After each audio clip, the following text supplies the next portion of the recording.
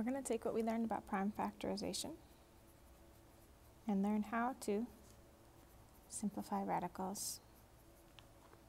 Okay, now a radical, this is a radical,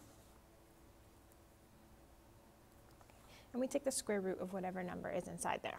Okay, now sometimes we have a number like, square root of 81, and that's just 9, and it's simplified, done. But what we're talking about today is numbers, when we have numbers like this inside a radical. Okay, now there is a square root of 50, but it's a decimal, and in fact it's a non-ending and non-repeating decimal. It's called an irrational number. So what we want is not to just stick this in our calculator as a square root, which we can do, but to simplify this. And it's going to be really important that we can simplify these later on in math. So here's how it starts. We actually just start by prime factoring, which is why we got some practice with it last class. So I'm going to say, okay, well, 5 times 10 is 50. 5 is prime. 2 times 5 is 10. So now I have prime factored this, and watch what I'm going to do. I'm going to write my prime factorization inside the radical, and notice I'm going to put the two 5s next to each other. It's even better if you can put those, any like doubles, like I have two 5s, you can put those first. Okay, so I have 5 times 5 times 2. Okay, now here's what comes next. So this I've just prime factored, that's all I've done. I've written it inside the radical. Okay, so first you do the prime factorization. Okay, second, write the factors inside the radical. All right, just do it like this. Okay, now, here's what's going to happen next. See this? Double. I'm going to put it in its own radical. And then I'm going to take this, not double, and I'm going to put it in its own radical. Okay, so I've just separated it out. So I haven't really done any math here. Now, what I want to do is focus right now on this. This says the square root of 5 times 5. Well, what's 5 times 5? Well, it's 25. And then what's the square root of 25? It's 5. So this whole piece is just 5, right? All of this equals 5. Okay, and this is this times root 2, and we write it like this, 5 root 2. We don't even need to put a multiplication dot, and when you type it into computer, you type 5 and the square root sign and the number 2. And that's it. Okay, so this is how, right? So then after we write those factors, you separate out the doubles.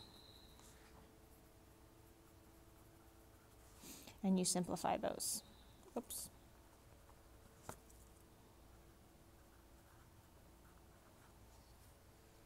Okay. Now, what I want to show you is a second method, and it's a shorter way of doing it, right? Now, but here's the thing about this shorter way, is that sometimes it just won't pop into your head, and so it won't work. Okay, so for example here, if I had noticed, okay, this is the square root of 50, if you thought to yourself, you know what? There's a perfect square. There's a perfect square. Okay, and what are perfect squares? Look, I'm going to put them across here. I'm going to put them across the top of the paper. Okay, here are the perfect squares. 1 squared is 1. 2 squared is 4. 3 squared, 4 squared, 5 squared, 6 squared, 7 squared, 8 squared, 9 squared, 10 squared, 11 squared, 12 squared.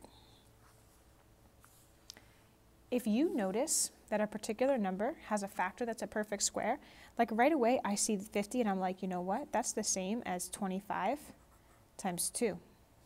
So right away I think to myself, well, the square root of 25 is 5 root 2. So if you right away kind of, this pops into your head and you think, oh, that's 25 times 2, and 25 is a perfect square, then you can, it's a little faster, right? But sometimes that just won't pop into your head, and this method always works.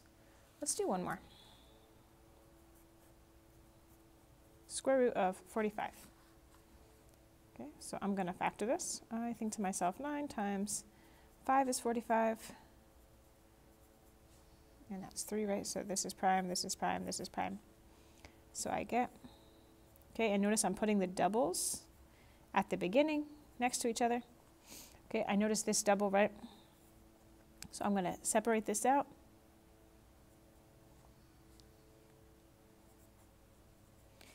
Three times 3 is 9, and the square root of 9 is 3.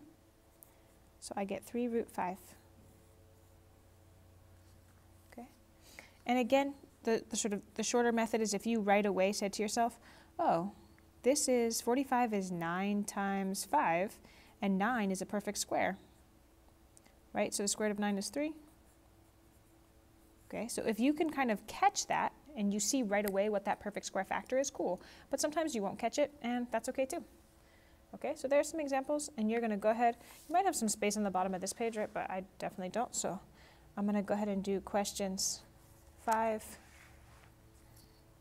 6, and 7 on the next page. And my answers are going to look just like this. And when you type it in, you'll just type 3, the square root sign, and 5, right? That will be it. You're just typing 3 things in there.